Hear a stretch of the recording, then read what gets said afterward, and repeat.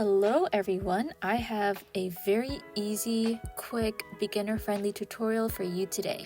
We are going to be making these super soft and fluffy crochet scrunchies in just under 15 minutes. For materials, you'll need yarn, this is what I'm using, scissors, a 6.5mm crochet hook, a needle, and your hair tie.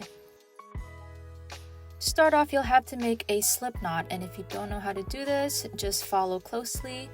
Hold your yarn like this, twist your left hand, and then grab some yarn into the loop with your right hand. After that, just make sure it's tight, grab your hook, put it through the loop, and then just tighten it. However, for this project, you would have to put your hook through your hair tie first, and then put it through the slip knot. This is because we are working around the hair tie for this project. So, once you've done that, you're going to do a chain 1. For those who don't know how to do that, you just yarn over and pull it through the loop. Okay, so now that we're set, we're just gonna do 40 single crochets all around this hair tie. To do a single crochet, you just go under the hair tie, yarn over, and then yarn over again and pull it through both loops. The end result should look like this. It should be very snug. Now we're just going to join the two ends together. So look for your very first single crochet and then put your hook through that stitch, and we're going to be doing a slip stitch. We're just going to yarn over, pull it through that stitch, and then pull it through your loop. And there you have it. That is a slip stitch. You're just going to chain 2, and then we'll do our last row. For this row, we are doing 3 double crochets into each of the 40 single crochets that you've already done. To do a double crochet, you yarn over first before you put your hook through the stitch. Then you yarn over and pull it through 2 loops, and then yarn over again and pull it through the last 2 loops. Doing this row can feel very crowded, even more crowded than the 40 single crochets that you first did. But that's okay, because that's exactly the kind of look that we're going for. As you can see here, I've done my 3 double crochets for my first stitch, and then I'm just going to move on into the next stitch over and do 3 there again.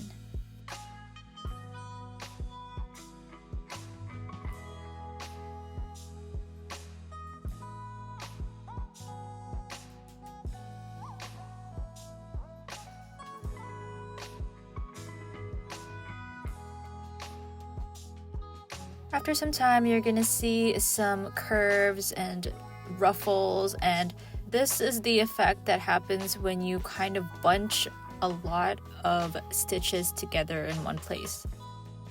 Once you're finally done that row, we're just gonna do a slip stitch in order to connect the 2 ends together. And you already know how to do this. You just look for the very first stitch that you made, put your crochet hook through that stitch, yarn over, pull it through the stitch, and then pull it through the loop, and you have your slip stitch. After that, just chain 1, and you're gonna cut your yarn. Make sure you leave a trail in order for you to weave in your ends. And there you have it. Okay, if you already know how to weave in your ends, then you're good to go. You're done. Congratulations. But for those who don't know, I'm just gonna show you how I do it. First things first, just thread your needle. I like to use my nails because it's so difficult when the yarn is so chunky. Now, all I try to do here is look for places where I can put the needle through. It's much better to do it in tighter stitches. And after going in one direction, I make sure to go in the opposite direction just to make it more secure. So you'll see me just flip it around and then pick the other direction.